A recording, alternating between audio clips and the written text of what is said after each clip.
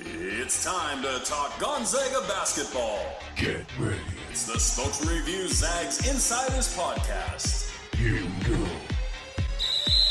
Here's Jim Meehan and Richard Fox. Morning. Welcome back to the Zags Basketball Insiders Podcast. Jim Meehan, Richard Fox with you for the next half hour or so. Going to recap everything that happened with Gonzaga last week. A really interesting week. And a big week coming for the Zags with Loyola Marymount coming to town on Tuesday. A rare Tuesday game. That's the return of Dominic Harris. And the big one, Saturday against St. Mary's, league-leading St. Mary's, undefeated in the conference. Gonzaga St. Mary's is about as good as it gets in January and February around here. Foxy, we've got some movement in the net rankings, not too much. You wouldn't expect much. The Zags beat San Francisco, a good win. Beat Pacific by 9. Not the smoothest win of all time, but ended up in the win column. So the Zags are now 31 in the net. St. Mary's is 21. LMU coming to town is 165. I think far more dangerous than that number indicates. AP rankings aren't out yet, but the Zags have a lot of ground to make up. I think they had 6 points last week. They're probably going to have to do about 4 to 5 times that from the voters to get into the top 25. Not quite expecting that, but if they have a big week this week, maybe they could pull off another ranking, get back into the rankings. So Ken Palm, Gonzaga is 21. The Gales are 31. And the brackets I checked on this morning, Gonzaga is still mostly in that first 4 or next 4 out category. The Gales I saw seated anywhere from 7th to 11th, but those things could all change this week in both directions for both programs. So let's get to it. The first game up last week was San Francisco, and I really thought, as advertised, the Dons they're just a very solid defensive team, very much St. Mary's-ish with how they guard, physical, good size, try to keep you in front, force you to shoot over, not afraid of contact, all those things. But Gonzaga got on track in that game with Graham Ike, Anton Watson in the second half in the paint. And then I thought turned over USF quite a few times, which got the transition game going. What flipped that game at halftime, Foxy? What'd you see? Well, I mean, it's just the dominance that Gonzaga can wield up front. Ike was tremendous. I thought it was just a brilliant decision to roll with Ike when he got that 4th foul. I mean, the natural thing to do there is either go small with Stromer coming in or bringing Huff into the game. And I just think Mark had a great feel for, the only way we win this is if Graham, can kind of take him home. And he did. I mean, 22 points. That was really, 10 of 11 from the free throw line was super impressive. He drew 8 fouls against the Dons, just a ton of foul pressure. And then Watson, didn't score quite at the same clip, only 15 points, but, he drew 7 fouls of his own. So just the combination of those two, all 5 starters for Gonzaga in double digits, that's the theme for the week. And I think will be a theme throughout the year, just given how much those guys are going to play. And I think, San Francisco is going to look back on that and probably think, we probably played like at a B level, if that. It's Mobu, right? They pronounce it. Mm-hmm. Coming into the game, he was averaging a double-double, and I was really struck by how unaggressive he was. He had countless times with the ball. He just didn't even look at the basket. He was efficient, 4 of 6 from the field and had 8 points and 11 rebounds, and 3 of those being offensive. But he had his own foul trouble. But you could tell he's a high-level kid. I just was really struck by he just really didn't look at the basket.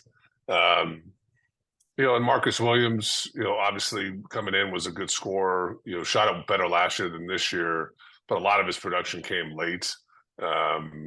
it's interesting sometimes as a player when all of a sudden you think the game's out of reach and you're just kind of throwing them up, how you start playing looser, and you, in hindsight, think to yourself, why didn't I have that same approach, throughout the game? It felt like he just never got comfortable. They turned it over 15 turnovers. Gonzaga had 19 points off those turnovers, and they just fouled a ton. I mean, Gonzaga got 34 free throws in that game, and obviously didn't convert a lot of those down the stretch. But just the sheer the massive advantage Gonzaga had at the line, I think in the turnovers and Gonzaga's ability to turn those turnovers into points were the difference, in my opinion. What did you see? Well, yeah, they didn't cash in at the line like they probably should have and made it easier at the end. Game got way more uncomfortable than it should have. I noticed a lot of the fans leaving when it was, 12, 13 point lead. Then I looked around when it got down to 5, 6, whatever, and they're all in the foyers. Right. On their way to the car, they stopped and thought, maybe we better keep an eye on this one to the buzzer. But look, they did foul like crazy. I think that Zags had maybe 19 free throw attempts in the last 3 minutes. But one other takeaway I really had was how I thought the Zags played very well defensively until as Mark Few called it, kind of that prevent defense that you see in football when an NFL team's up 21 and they start giving up chunk plays and they're trying to keep guys in bounds and then all of a sudden they're down the field and that lead shrinks. That's kind of what happened with the Zags. They didn't want to give up threes and they didn't want to foul. Well, they gave up a couple threes. They didn't foul. Well, actually they did. I think they sent Thomas to the line a few times. But that lead shrunk in a hurry because the Zags weren't hitting their free throws. But I was surprised Graham Ike started out on Mobo most of the time. I was too. And I really thought that'd be Anton. Now, Anton had some time on him, and they switched quite a bit too, especially with the guard line. They switched, but I thought with Graham's kind of tendency for foul issues that he would not start on Mobo, or at least the very limited time. But he ended up getting in foul trouble in the first half, kind of a recurring theme of the weekend. Foul trouble with Pacific, very little, no impact in either game, but he guarded pretty well. I thought the Zags guarded the kid pretty well, and I think what limited that Mobo outside, he doesn't. He kind of plays a little bit of a point forward role. Yeah. He hit one jumper, maybe 10, 12 feet, if I remember, but he does not have the three ball. I don't think he's attempted a three ball. Hasn't. No. And so he if he doesn't get you on the bounce, there's the threat of shooting it really changes that picture. If you could hit that 15-footer or a 3-pointer, you would be guarded differently. And the Zags were able to kind of contain him that way. And he wasn't real aggressive. And even at the end of the game, it was Marcus Williams who took that over. Marcus Williams, I think, scored 16 minutes in about maybe 2 minutes, 15 seconds. Yeah, he was non-existent until the stretch. Yeah. Well, remarkable. And you make a good point. I mean, obviously, San Francisco fouled a ton down the stretch to get Gonzaga at the line, trying to basically, stop the clock. But I mean, look, Gonzaga's advantage inside is only 4. Gonzaga gets annihilated on the glass, -9. San Francisco has 10 more, second chance points because they have 13 offensive rebounds. But Gonzaga gets 19 points off of their turnovers, 20 points in transition, and I think just had enough to win that game. Yeah, but that's a really good team. I mean, that's going to be a great opportunity for Gonzaga down in San Francisco. They're going to play better down in the Bay, even though I think that game's at the Chase Center. Yeah.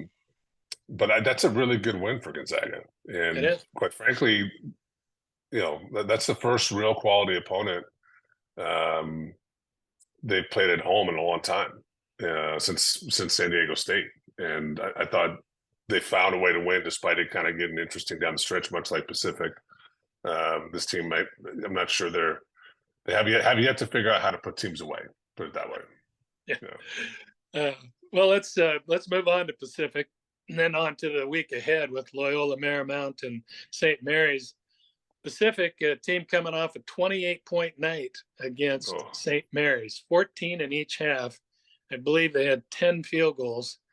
They hit 15 points by the middle of the first half, had 35 at halftime, and led Gonzaga by 1. Second time GU trailed by 1 at half last week. And I think finished with, 73 points, which is an excellent night for those guys. I thought they hurt Gonzaga with some smaller lineups, dribble penetration, like last year. If you remember last year, they did that. They were very undersized, but they had some 6'4", 6'6", 6'7" rangy guys that hurt GU off the bounce. They scored 90 last year against the Zags, another 9-point win by GU. But I give credit, all due credit to Pacific. They played hard.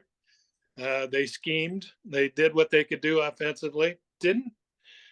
Obviously got Graham Ike got going again in the second half. They just didn't have the size to deal with them. But when they were in that zone, and they did throw a lot of doubles before that, when they were in that zone and the Zags weren't hitting, it was getting interesting. And then finally that 3-point damn burst. Nemhard hit 3, I want to say. Nolan Hickman had a steal and a pull-up 3. Ben Gregg hit a big 3. And I think that kind of changed how that game turned out because, it went from, I think the Zags were down 2 to being, double-digit lead pretty quickly. But I give Pacific credit. I know the Zags weren't on their game. Don't get me wrong. They didn't play well at either end most of that game. But a little bit like USF, they got it together later in the second half and took over thanks to their bigs and Ike. What'd you see calling that game? Pacific certainly shot the ball better than they've had. Quite a bit better from 3 as well. I think coming in, they shot around 30%. They shot almost 38% of that game. They took care of the ball. They only turned it over 9 times, but Gonzaga still had 16 points off those turnovers. Gonzaga I thought they did do a really good job of converting those mistakes into points.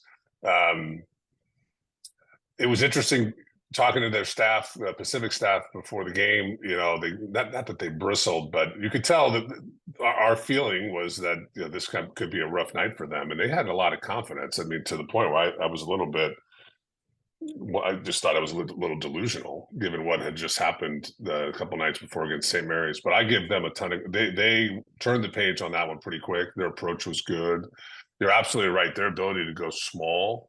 Richards, their big kid. They only had one big kid. Burke was hurt. The transfer from Boise State.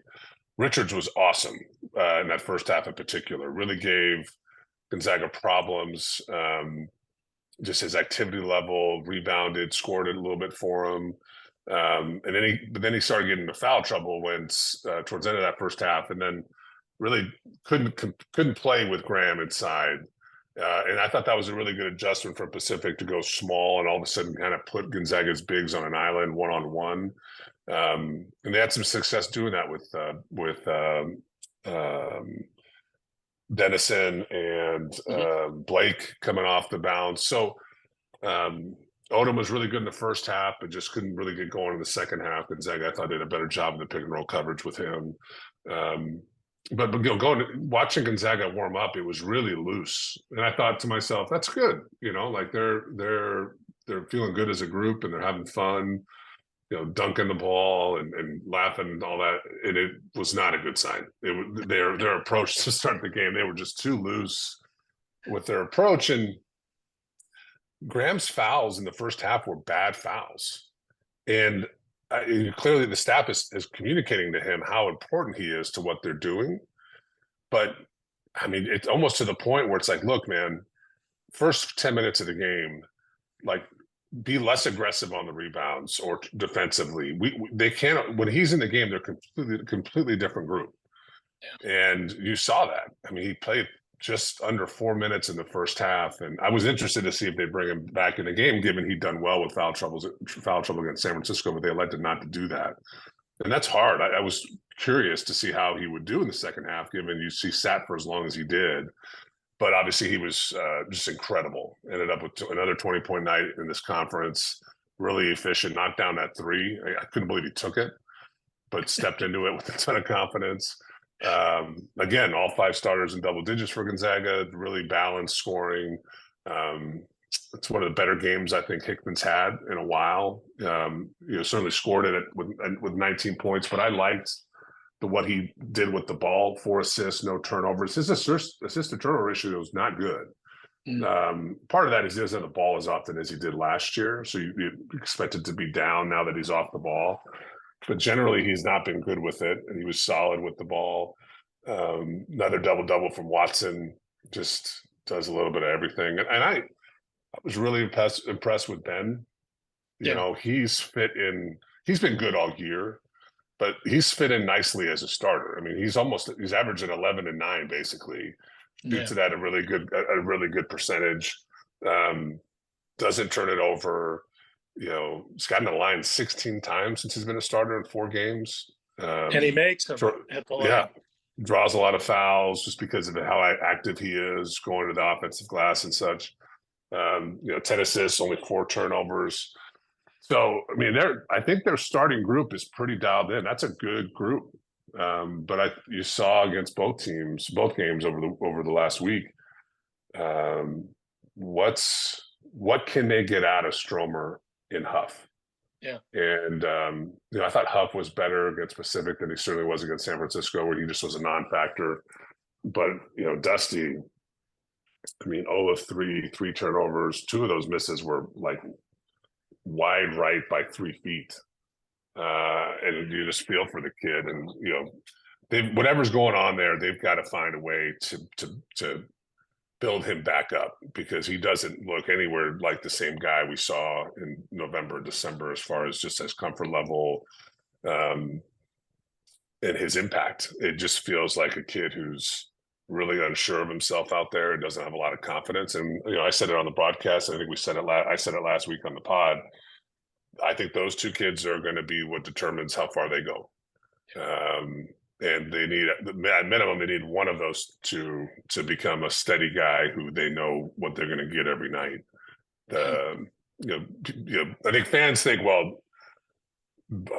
thinking Huff can get you 20, right? Well, that's true against a lower level team, or he's giving you a 0 against San Francisco. You can't. That's hard. That's a hard way to live as a staff.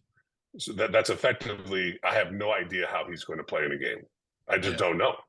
And the thing that you want more than anything as a coach is I want to understand what I can count on. Yeah. And sometimes with any player, but young players in particular, I almost think you got to boil it down to the most basic concepts. When you come in the game, we need you to guard. We need you to rebound, and we need you not to hurt us offensively. Let's start there. All right. That's a low base. Let's be really good at that stuff.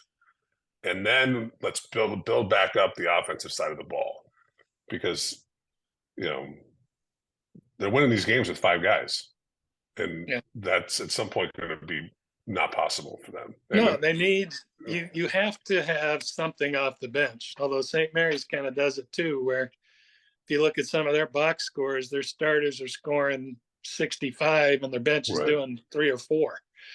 And between Huff and Stromer, it'd be nice if it was in the 10-point, 12-point range. Even that would be huge, because your other 5 are probably going to throw 65, 70 a night up. They're all averaging double figures. Yeah, but I don't care about the points. Like, to me, it's not even about that.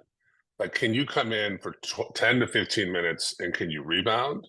Can you guard? Can you make the right play offensively? Like, if you score, great.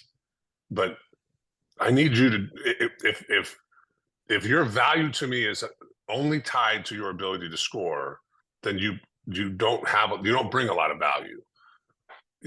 Think about it. And we talked about this, not on the podcast, but we were down in San Diego. I was telling you, I heard this cool idea about, what the 95%. you 95% of the time you don't have the ball. So Yeah. be great at that part of the game. And then if the points come, great. They're both talented enough to score the ball. But it's, you know, it's getting beat off the bounce, missing a rotation, not boxing out, turning it over. Those negatives are the problem right now. It's not the scoring. And I think that's where you start with those guys. It'd be nice if you could get 10 to 12 from those two on a nightly basis. That would be awesome. But I don't think it's about that right now. I think it's about them having a positive impact in all those other areas. Let's go ahead. We've got a couple games this week to talk about. LMU comes to town. That probably brings back bad memories for Anton Watson, Ben Gregg, Nolan Hickman, the returning Zags, because LMU is the team that came in. I think they were something 15-point underdogs. Came in and beat the Zags last year by a point in the McCarthy. Ended a bunch of streaks Gonzaga had going. I think a 75-game home winning streak. And yes, we're going with 75 while everybody else called it 76, counting the Kentucky win, which is at the Spokane Arena. Yeah. I don't know why that was I lumped in agree there. with you. I agree with you. 116 in a row the Zags had won over any WCC team not named St. Mary's and BYU. That ended. I think it was 93 in a row over unranked teams. So this one probably means a lot to those Zags who were in uniform last year. But this is a very much a team like last year. This is a big starting lineup, big physical guys, a little bit like USF, a little bit like St. Mary's. They're going to have the size for the most part to match up. They've got a 7-1 kid that starts, plays about 18 minutes. And then some other guys. Kelly Leapepe has been there, I think, since the turn of the century. Kids just It's so true. He's like on his 9th year. But this is a physical, tough, older team. And of course, Dom Harris is back. I think this is going to have some USF elements to it. I think it's going to be a physical battle. The rebounding will be key. There's going to be a lot of bruises dealt out with screens both ways. And I think it's imperative that the Zags match that physicality in this game, because that is really kind of LMU's calling card. They're going to get into you. And how the Zags respond is probably going to be the biggest deal for that. What do you make is the key of this game? Well, I mean, look, LMU's pretty good offensively. I mean, they shoot the ball well. I think they're top 4. You know, when we get into conference play, especially when you have 5, 6, 7 games, I start really focusing on what the league numbers show us versus the balance of the year, just because of the variance and the non-conference schedules these teams will play. So I like to see how these teams compare playing the same opponents. And in conference, they're number 4, didn't shoot about 37% from 3. They make about 8. That's led by Dominic Harris, who's been really good this year. We can talk about him in a minute, but they do a decent job. They do a really good job defending the 3-point line. Teams are shooting about 30% in conference play. There's a good rebounding team. They do a great job attacking the offensive glass. They're not good with the ball. This is a team in LMU that will beat themselves. They'll turn it over. They've got a negative -4 in the turnover margin. So it's going to be critical for them that they don't cough it up tomorrow night, that they protect the basketball and don't force it. They've got real size. You're absolutely right. They've got enough firepower to score with Gonzaga. I'll be interested to see how they want to play with respect to pace. I think it's this team, this iteration of Gonzaga is not as good, not as fast up and down the floor or as dynamic in transition, but they're certainly really good. They're the best in the conference. I don't think you want to get into a track meet, but there's always that fine line, as you know, about you want to find something easy in transition if you can, if you're LMU.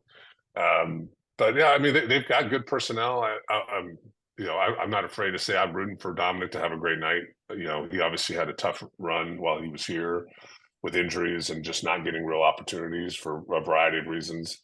But he's been great this year. I mean, it's oddly, he shoots a better percentage from 3, 43% and change than he does at the line. I mean, he's taking, over half his shots come from three. He's taking about 6.5 from three on average, but he's only shooting 41%, 42% inside the arc. It's just really interesting. But he's double digits in 5 of 7 games. He's got 3 games of plus 20 in conference play. It's going to be I don't care what he might tell anybody. It's going to be the emotions of coming back to play your old school have to be real. And I hope he settles down pretty quick and has a good night, just because, it didn't work because he was a bad kid. He just, I think, had a run of really bad luck while he was here. And so I think it's okay to root for those guys when they leave. And I hope he has a good night, but it'll be interesting. It's a really quick turnaround. I mean, that's going to be 3 games in 6 days for Gonzaga? For sure.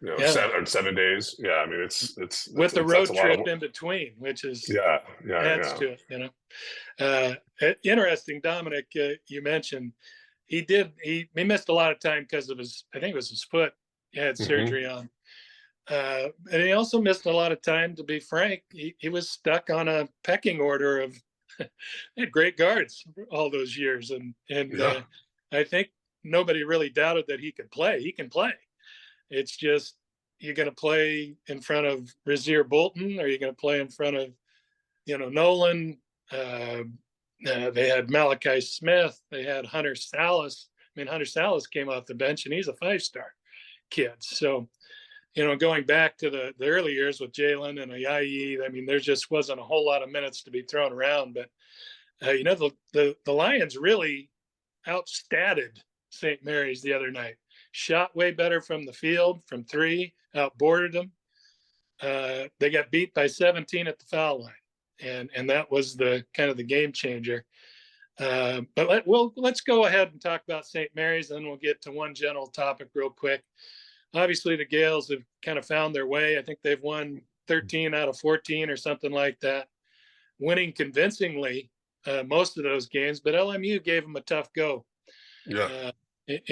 But they do have a win over Santa Clara. They do have a win over San Francisco on the road. They've swept LMU, I believe. So their schedule versus Gonzaga, they're probably a notch or two ahead, not only in record, but who they've beaten. So that's a chance for Gonzaga to pull even if they were to win Tuesday and win Saturday. But that's going to be an interesting matchup, how Gonzaga deals with those guards. Aiden Mahaney, Augustus, they call him Goose, Marshallonis, who took over the LMU game. They get beat by 15, and he doesn't have a nice night. I think guarding those guys and trying to establish GU's inside game, it always comes down to the same things with St. Mary's. You're not going to score 90 unless they've got an unusually, bad team, which hasn't happened very often. I think if you can guard the 2 guards, at least keep them contained, and do what you do offensively in the paint, got a great shot to win that game. How do they get it done, Foxy?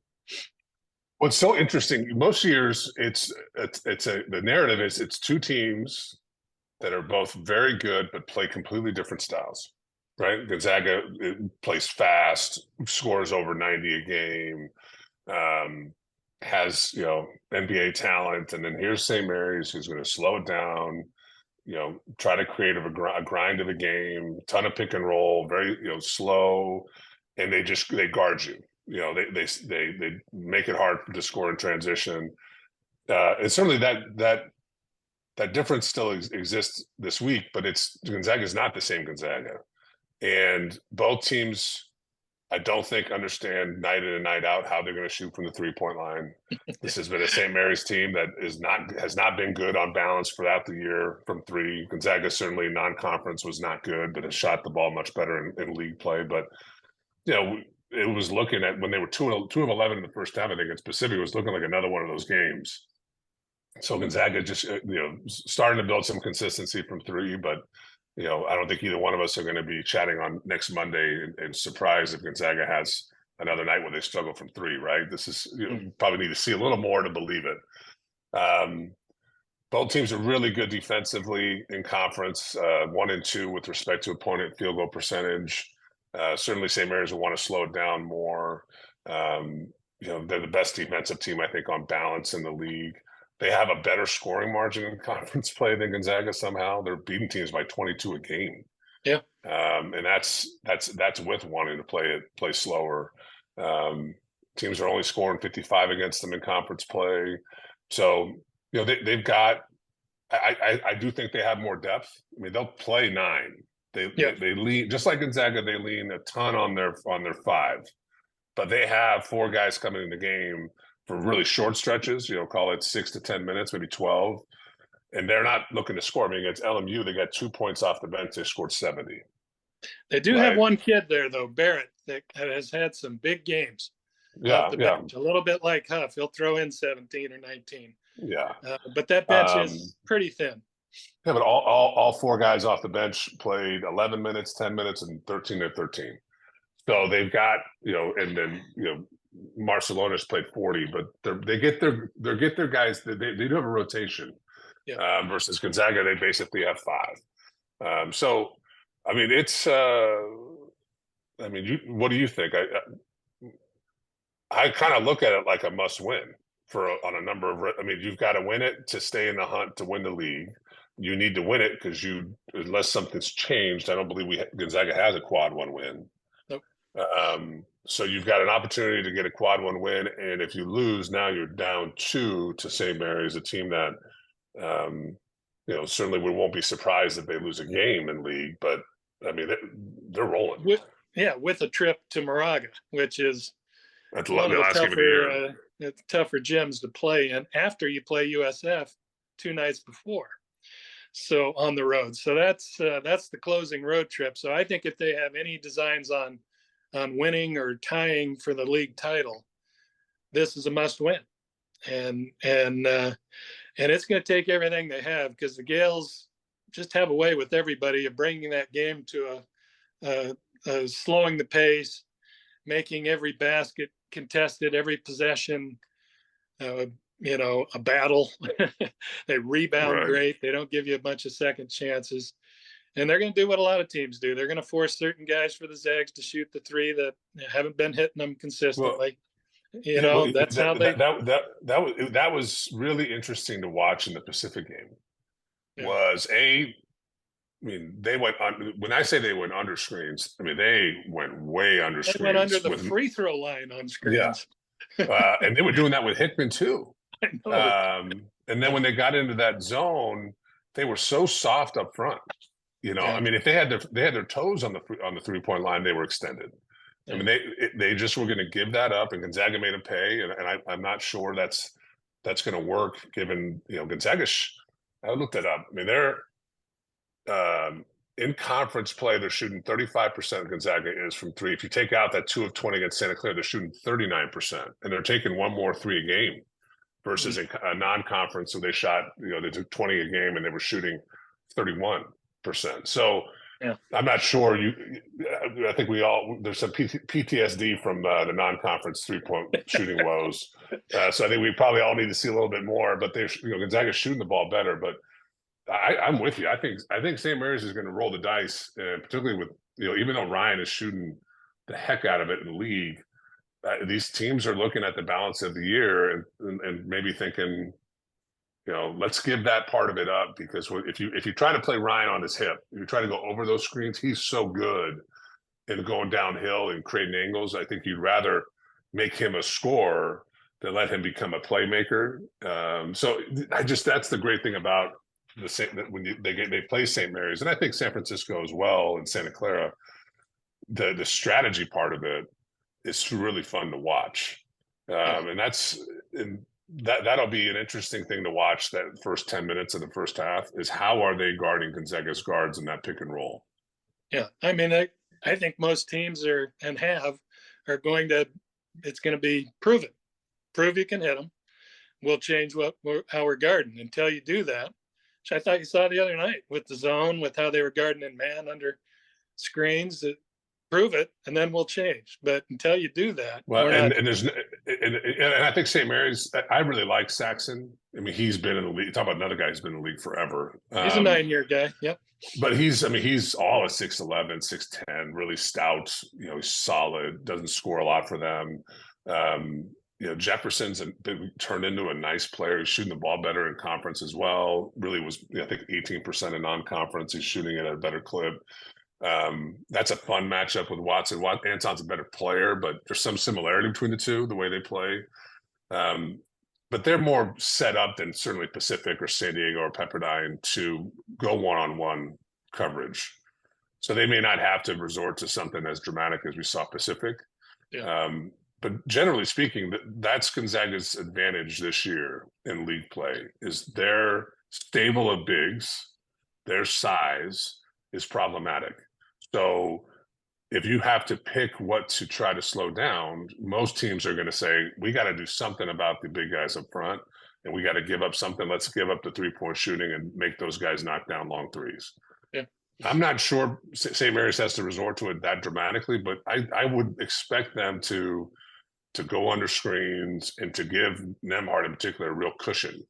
So, yeah, I can't wait. It'll be, but the last thing I would say is, A, you're playing tomorrow night, which is weird. And B, it's good. This staff is no one's sleeping on that staff tonight. They're all worried about, A, LMU's pretty good, and B, they better be worried. We know all our guys are thinking about Saturday.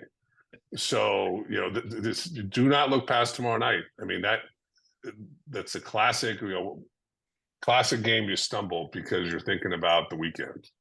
And one of the things the Zags you have to give them credit for is through the years, that's why that winning streak was 116 games against teams not named St. Mary's and BYU, as they found a way to keep them on that task in front instead of the big game down the road. We'll see if they can do it again. It's going to be an interesting week. We'll be back next Monday to recap it all. As always, we thank you for joining us on the Zags Basketball Insiders podcast every Monday. We'll have this posted in about an hour or two, and catch us next Monday. Thanks for joining us.